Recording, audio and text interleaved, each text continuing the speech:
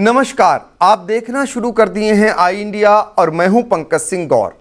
जिस भारत देश के लिए यह दावा किया जा रहा है कि देश बदल रहा है, उस देश के कर्णधारों का हाल जानकर आप स्वयं अंदाज़ा लगा लेंगे, क्योंकि आज भी उन बच्चों की संख्या कई गुना ज़्यादा है जो प्राइवेट स्कूलों की तुलना में सरकारी विद्यालयों में कखरा सीखते हैं। सरकारी विद्यालयों की शिक्षा किसी से छिपी नहीं है। आलम देखिए, 16 जून को परिषदीय विद्यालयों के नए शिक्षा सत्र 2022 और 23 की शुरुआत हो रही है। सीतापुर के करीब 7 लाख छात्राएं बिना किताब के ही कखरा सीखने को मजबूर होंगे। सरकार की ओर से अभी तक इन नौनिहालों को सरकारी पुस्तकें ही नहीं उपलब्ध कराई गई हैं। इनके ड्रेस की बात करना बेईमानी है। यह हाल डबल इंजन की मोदी योगी सरकार का है, जिनके मंत्री और अधिकारी आए दिन विद्यालयों के निरीक्षण कर रहे हैं। स्कूल चलो अभियान चलाकर नए बच्चों का विद्यालयों में दाखिला करवा रहे हैं, मगर उनको किताब और ड्रेस उपलब्ध कराने की दिशा में कुछ भी नहीं कर रहे हैं। हालांकि ऐसा कोई पहली बार नहीं हो रहा है। पहले भी किताबें अगस्त और सितंबर में ही छात्राओं को उपलब्ध हो पाती थीं। इस बार यह कहा गया है कि पुरानी किताबों से फिलहाल काम चलाएंगे। परिषदीय विद्यालयों के गुरुवार से शुरू हो रहे नए शिक्षा सत्र को लेकर भी सवाल खड़ा हो रहा है कि भीषण इस गर्मी में सुबह 8 बजे से दोपहर 2 बजे तक विद्यालयों के खोलने का समय निर्धारित किया गया है। ऐसे में नौनिहालों और शिक्षक शिक्षिकाओं की सेहत सुरक्षित रहेगी, यह भी चिंता का सवाल है। अब आइए आपको उत्तर प्रदेश की राजधानी से सटे सीतापुर जनपद में कितने प्राथमिक और कितने जूनियर हाई स्कूल हैं, उनकी संख्या भी बता देते हैं। प्राथमिक विद्यालयों की संख्या 2365 है, जबकि जूनियर हाई स्कूल की संख्या 1146 है। कुल 3511 विद्यालयों में पूर्व के पंजीकृत 5,40,000 और स्कूल चलो अभियान के तहत नामांकित कराए गए 1,28,000 नए छात्राएं नए शिक्षा सत्र 2022-23 में शिक्षा ग्रहण करेंगे, पर बिना किताब के कैसे कखरा सीखेंगे, यह बड़ा सवाल है।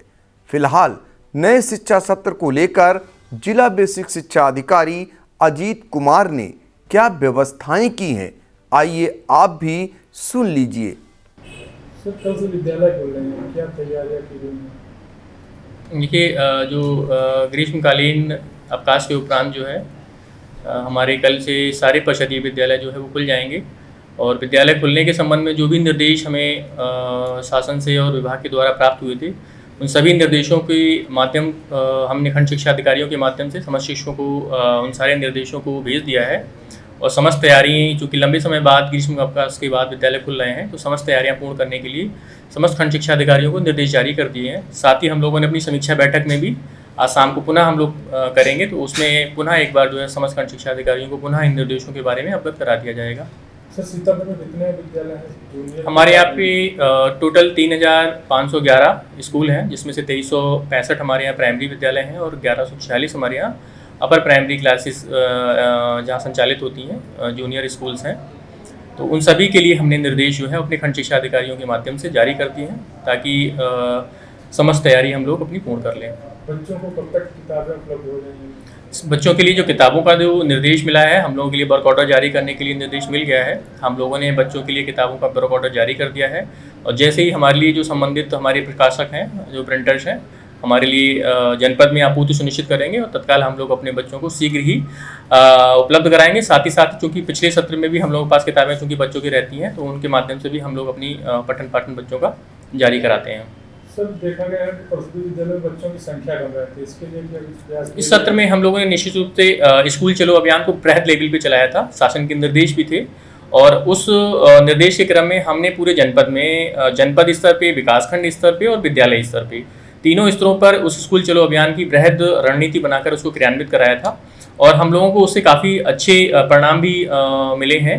हम लोगों ने अभी तक लगभग 1,28,000 अपने बच्चों को नामांकित परिषदीय और जूनियर स्कूलों में करा लिया है। क्योंकि विगत 19 मई जो डेट थी, हमारे विद्यालय ग्रीष्मकालीन अवकाश के कारण बंद हो गए थे, तो हमारा पुनः हम लोग जो है, चूँकि कल से दोबारा स्कूल खुल जाएगा, तो हम अपने लास्ट जून तक और भी सभी मुहिम को हम लोग स्कूल चलो अभियान की रणनीति को जारी रखेंगे। और निश्चित रूप से हमारे जितने भी बच्चे और ऐसे हैं, उनको चिन्हित करके हम तत्काल सभी अपने प्रधानाध्यापकों और सहायक अध्यापकों के माध्यम से स्कूलों में हम लोग नामांकित कराएंगे। तो बच्चों की ड्रेस की व्यवस्था क्या रहेगी?